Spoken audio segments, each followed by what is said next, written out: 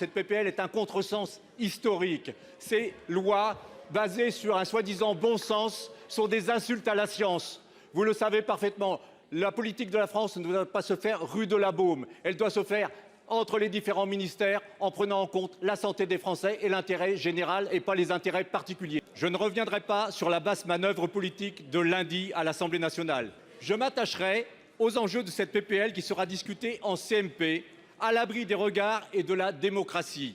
Ce qui va en ressortir ne fait guère de doute. Un texte peu différent de celui issu du Sénat. Un texte qui subordonne la protection de la biodiversité, la santé publique aux intérêts économiques de court terme. Cette PPL est un condensé de propositions émanant d'un obscurantisme crasse. Elle détricote méthodiquement des avancées environnementales.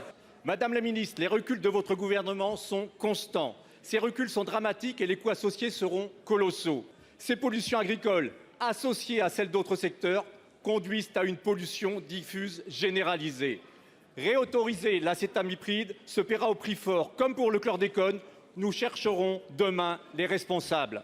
Madame la ministre, que répondez-vous aux Français qui nous regardent et assistent atterrés à ce passage en force? Ces Français, 83%, qui craignent le retour sur le marché de ce neurotoxique de développement que vous avez dénoncé vous-même il y a quelques mois.